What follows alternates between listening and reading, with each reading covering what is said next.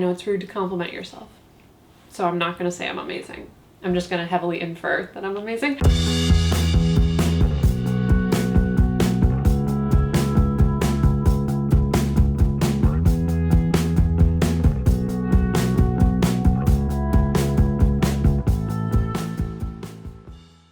Welcome to another episode of Snacks. Today, we are doing something that I'm very excited about. We are going to make what I call my ultimate bakery style cookie. Because daily people ask me, they're like, Justine, what's your favorite cookie? Like, what's your number one? What's your like go-to? And this one is it. I have a lot of cookie opinions.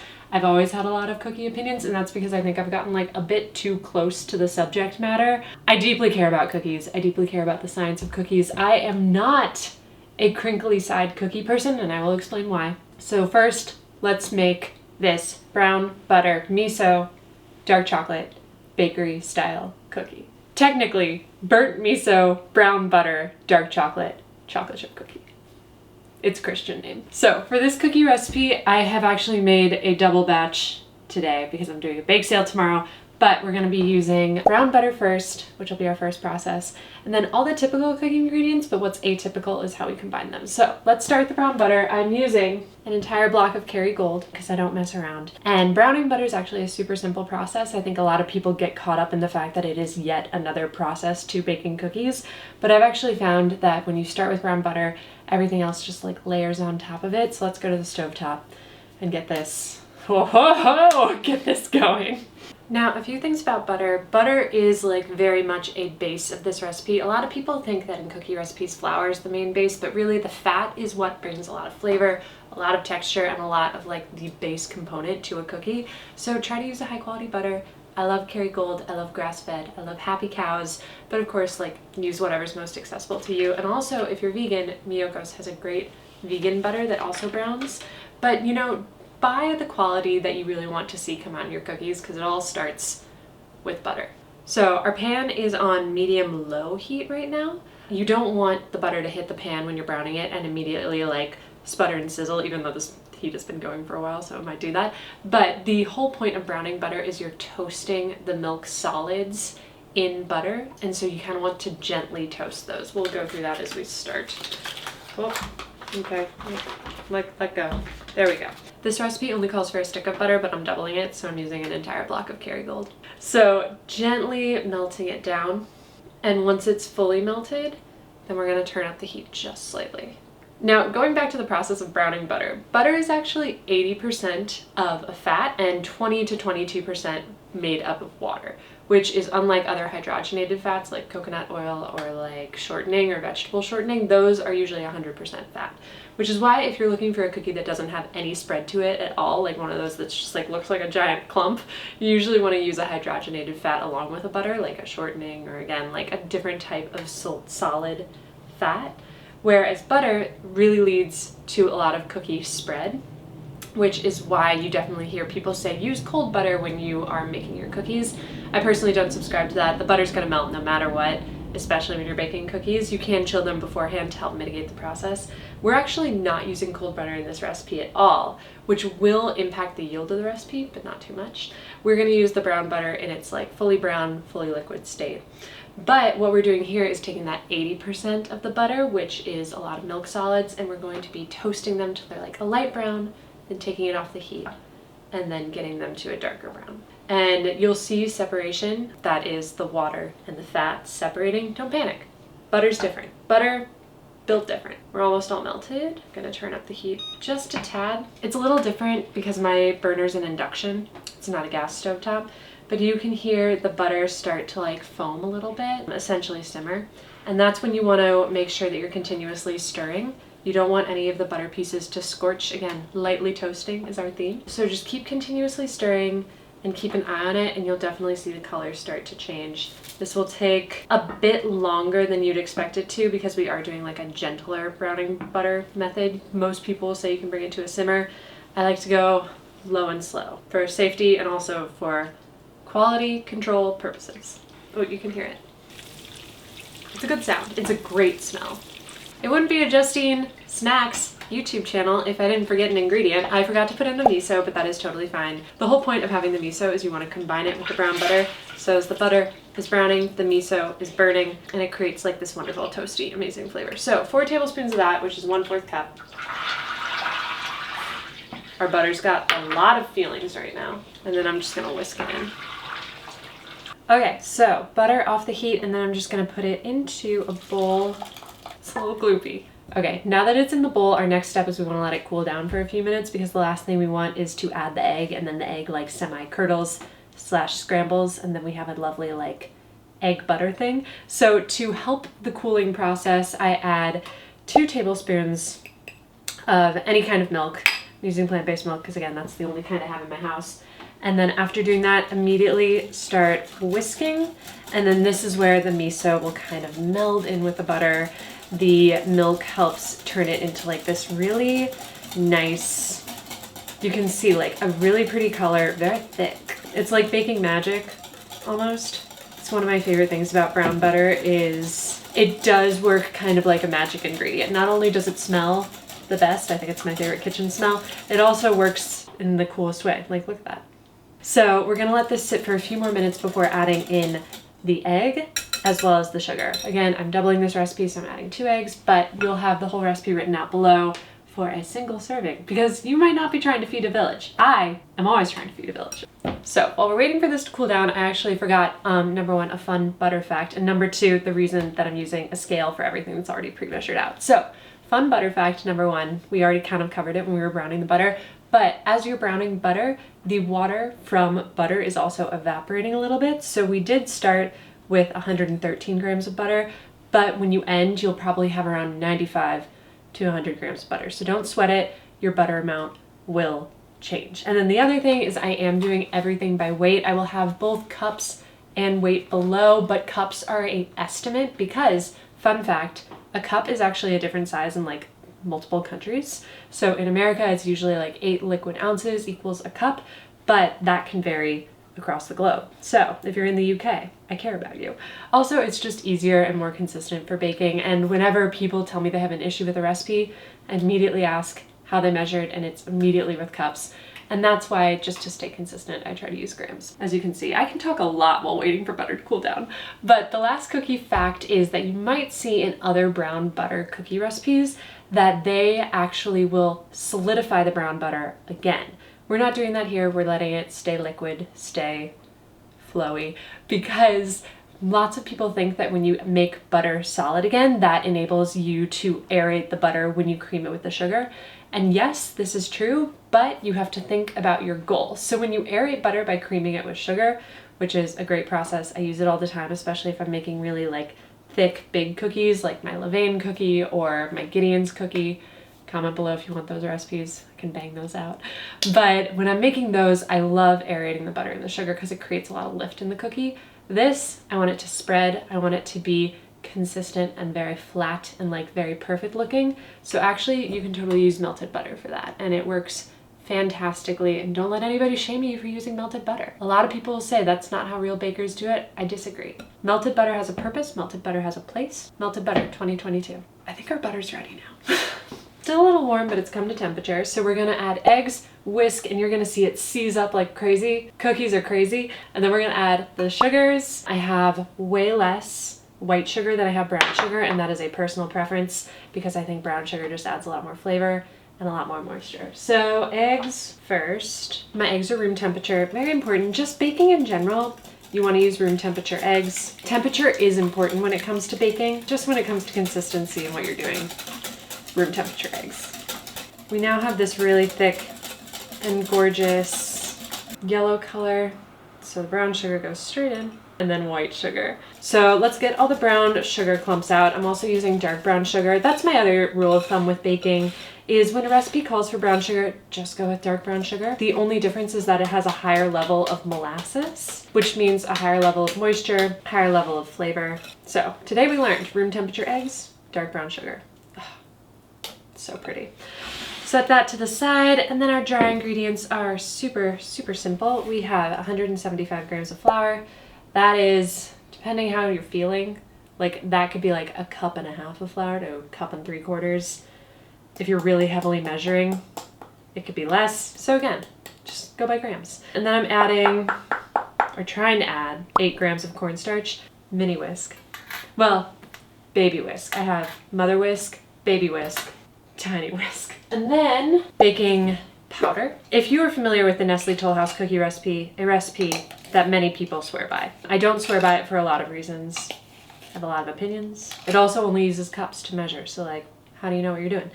But I don't love that recipe because it uses, I think, like 2 teaspoons or something crazy of baking soda, and 1/4 teaspoon of baking soda is equivalent to 1 teaspoon of baking powder because this has caking agents in it. So essentially it's using like an insane amount of leavener.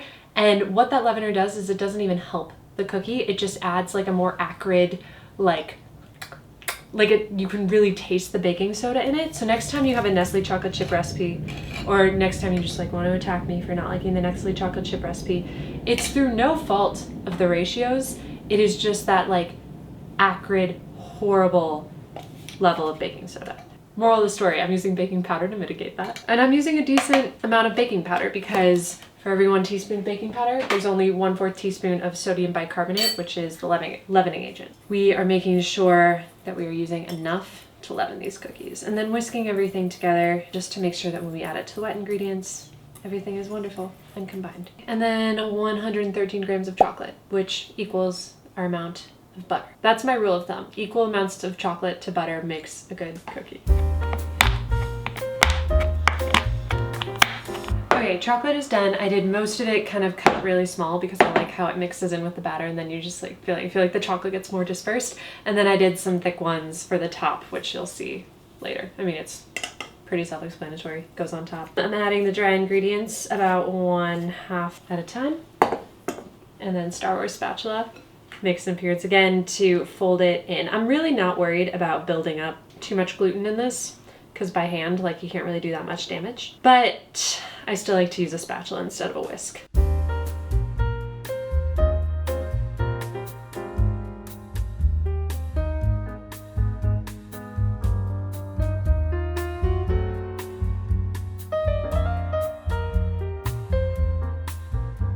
Okay, and this is where I tell you don't panic, because unlike other doughs, it's going to be pretty that. Like, that is very much what you're going to get. It's going to look like toffee. It's going to taste a little bit like toffee. This is a pretty salty dough because of the miso. I forgot to tell you, I also do add salt on top of that, and then salt on top of the cookie. I think the one big thing baked goods are missing is a little bit of salt. So this is a pretty sweet and salty cookie, but it is a very slack and a very wet dough. That's partially because of the melted butter.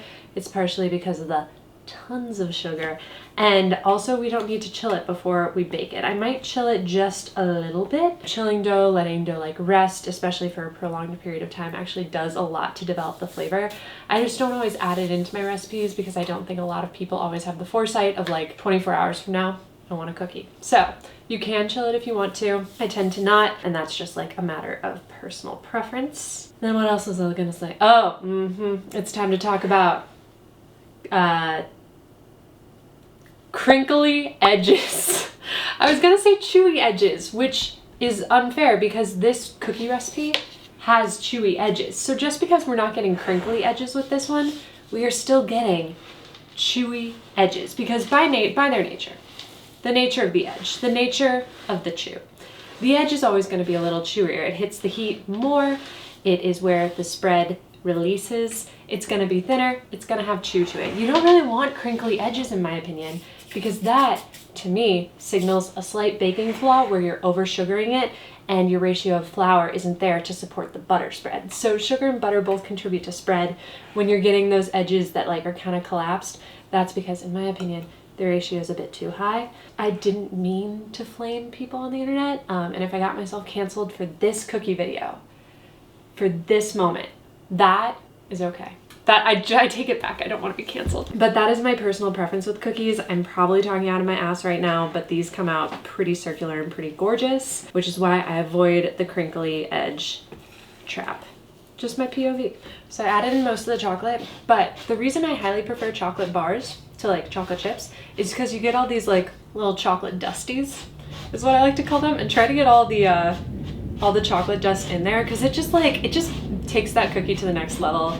You get like way more chocolate in every bite without like having like big gobs of chocolate. And then we're reserving these, like I said earlier, but definitely get the chocolate dusties in there. It's like the cereal dust at the bottom of a cereal box. It's the best, but nobody talks about it.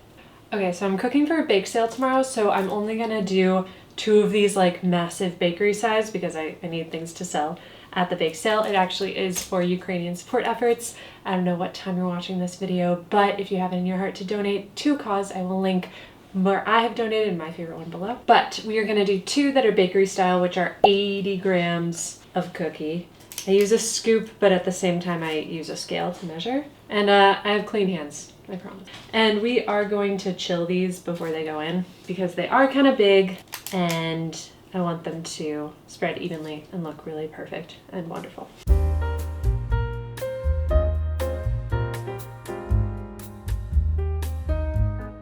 Into the oven for these for just 10 minutes. Sounds like a crazy low amount of time, but it's good. And then we're gonna do the 40-gram ones.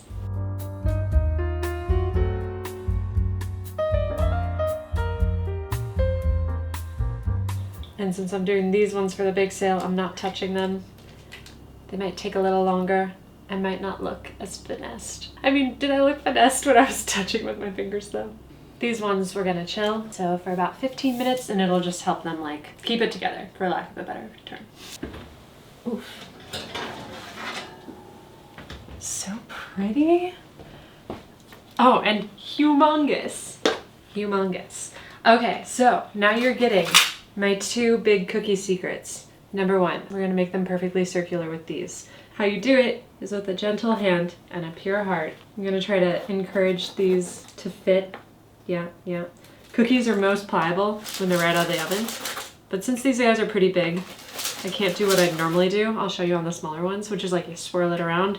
These, I'm just encouraging the edges to turn into perfect circles. These are like just fitting in this one.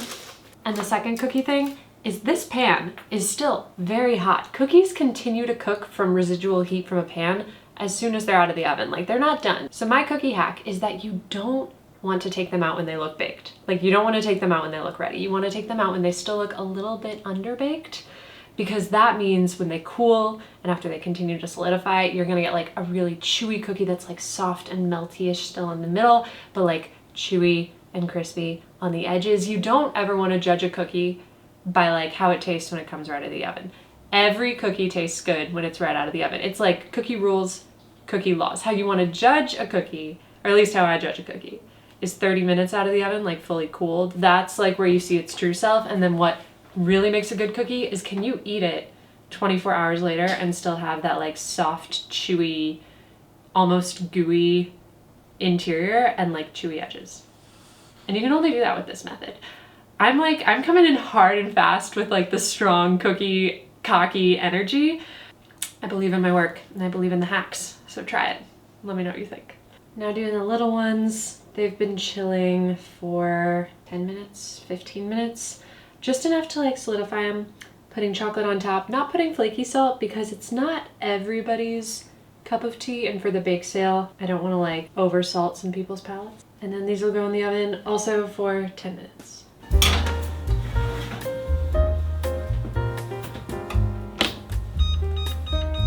The little babies have come out. I refer to all my recipes as like little babies. And you can now see this trick and how it works.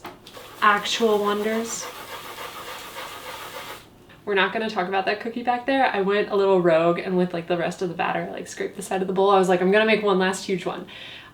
It's gigantic. I think it's like 120 grams. It's gonna be good, which proves that this cookie recipe works for cookies of any size. So I'm gonna give you like metrics and measurements below, but you can really do whatever you want. Stick with 80 to 100 grams to get this amazing bakery size. And now it's cooled a little bit, so the pull apart might not be as magical as I want it to be, but it's still pretty damn good. Taste test really quick.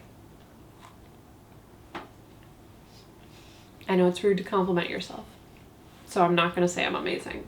I'm just gonna heavily infer that I'm amazing. This cookie recipe is so good. I really hope you try it. It's like my absolute go-to. Everything you need is below. I hope you learned some things through my cookie ranting. As you all know, we are here on Tuesdays. If you have any comments, feel free to leave them below. Of course, like and subscribe. Obviously, it wouldn't be a YouTube channel if I didn't tell you to like and subscribe. And I will see you in the next video.